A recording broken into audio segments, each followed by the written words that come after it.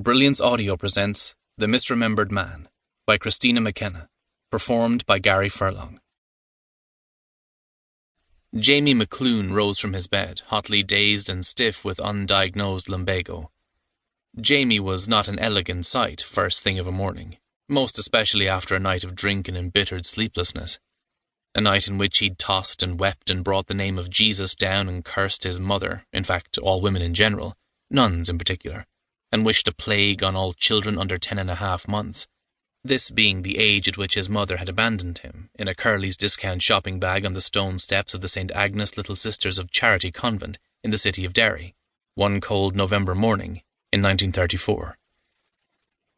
From that day on, he'd always feared waking up in the claustrophobic darkness of some colossal pouch, feared being slapped on his bare bottom by a female hand, feared jangling keys and rosary beads, being locked inside boxes and lavatories, being fed thin gruel from a wooden bowl and cod liver oil from a spoon. Such were the effects of those seminal events that, over the years, had carved deep pathways into the lumpy geography of his brain, rendering him incapable of forgetting the injury that had been done to him, making him wary of people and anxious of change, and forcing him to live a lesser life, full of empty dreams and broken hope, without much joy, without much meaning, without much love. Jamie yawned extravagantly, ran a hand over his stubbly cheeks and tweaked his right ear. It stood up slightly higher than the other, giving him the look of being yanked forever heavenward by a celestial hand. This minor deformity had encouraged bullying in the schoolroom and funny stares on the street, when other boys fantasized about train sets and blazing cowboy guns. Jamie had dreamed of owning a perfect set of ears. Sitting now on the edge of the bed, he stared down at his rough 41-year-old feet, wondering idly about their uses, saw them in that moment as instruments of brute abuse, for stomping out the vision of the bitch that his mother must surely have been.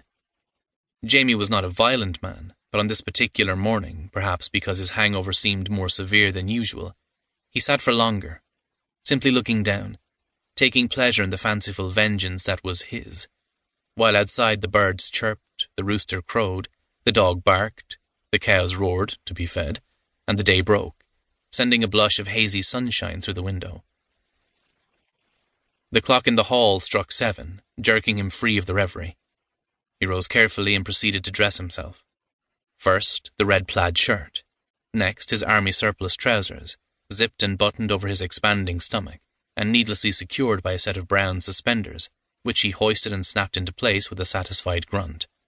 Then his Wellington boots, caked and frilled in last winter's mud from their station behind the bedroom door. In the back scullery he filled the pock-marked kettle, put a match to the gas ring, retrieved a chipped mug from under a pile of dishes in the greasy sink, and proceeded to make tea.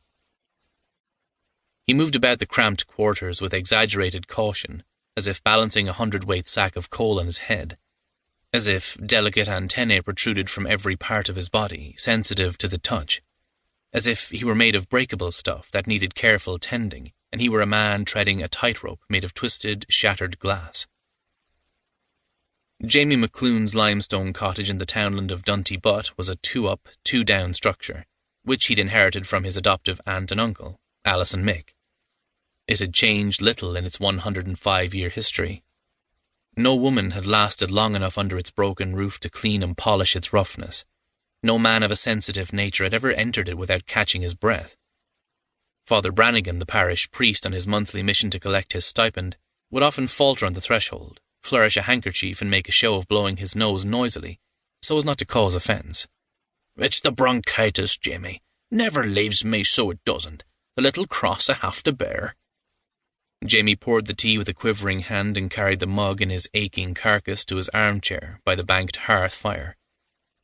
He reached for a Valium and swallowed it.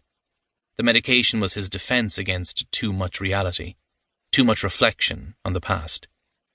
Since his uncle's death, he'd been forced again and again to wade through the quicksand of his childhood. The pills helped him keep his head above the mire. The demanding voices of the farmyard came to him in a muffled discordance, each one demanding feeding, each one reminding him of the work that lay ahead. "I'll be out in 1 wee minute," he shouted. "You'll be fed soon enough, all right?" He leaned over to poke the slack-filled fire into life,